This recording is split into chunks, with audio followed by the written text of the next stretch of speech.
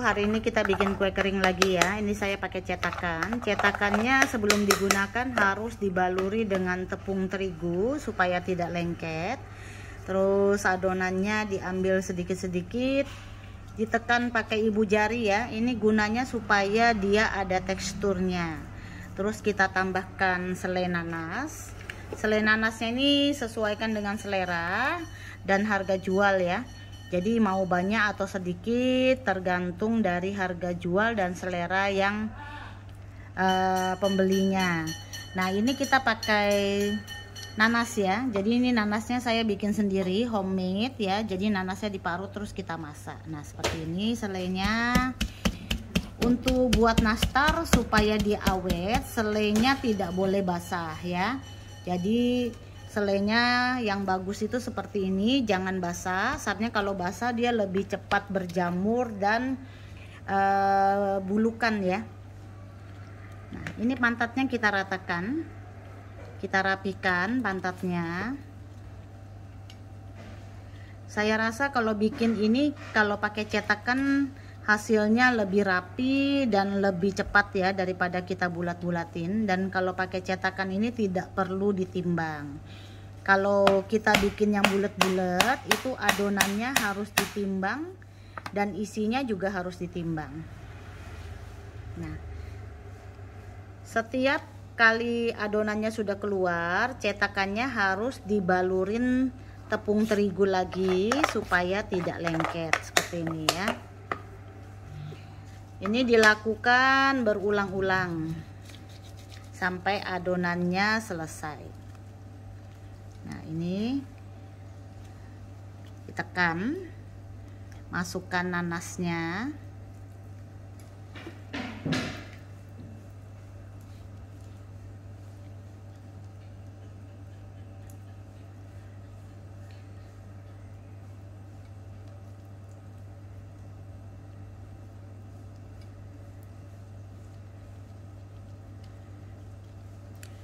Kalau misalnya ada yang tanya, misalnya beli di mana cetakannya, ini di online ada ya, di Shopee juga ada.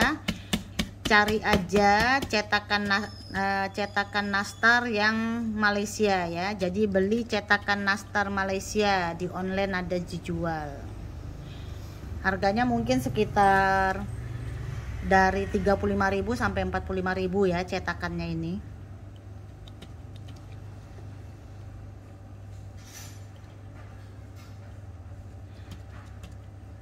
Dirapikan pantatnya, terus diceduk ya.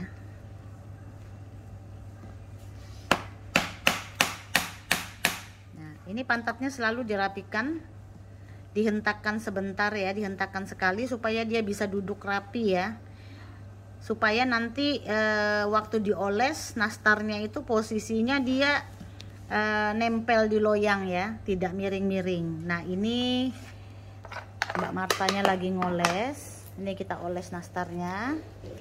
Jadi begitu selesai dicetak, nastarnya langsung kita oles ya. Pengolesan 2 kali. Jadi oles dulu 1 kali, oles dulu 1 loyang sampai selesai, terus diulang lagi 1 kali ya. Jadi olesnya harus 2 kali.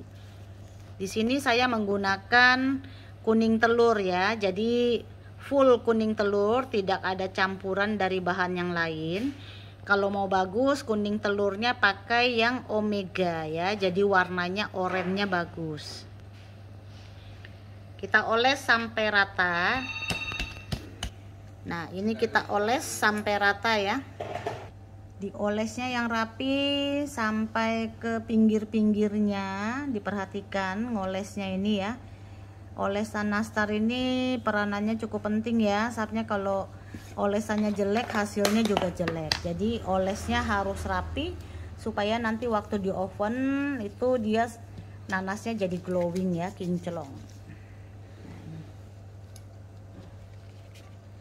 Begitu kita oles harus langsung di oven.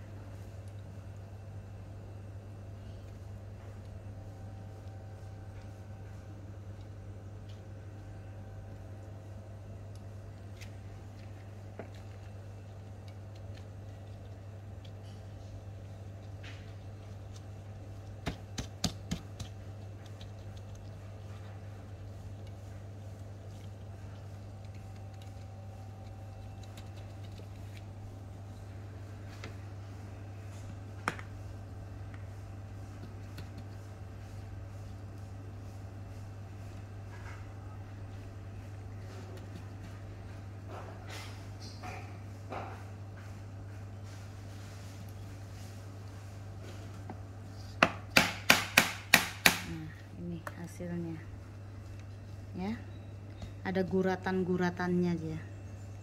Terus kita letakkan di loyang ya. Nah, pantatnya kita jeduk sebentar supaya dia kokoh berdiri. Nah, seperti ini. Terus baluri tepung lagi supaya tidak lengket ya. Sekarang kita mau lihat hasilnya yang sudah jadi ya. Nih ruangan saya.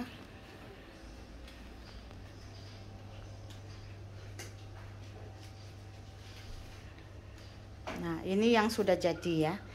Jadi ini nastarnya yang sudah jadi, dia kinclong ya. Warnanya dia bagus.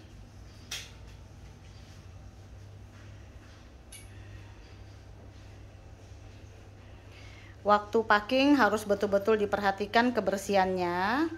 Terus adonan nastar yang sudah di oven harus betul-betul sudah dingin, tidak boleh hangat ya.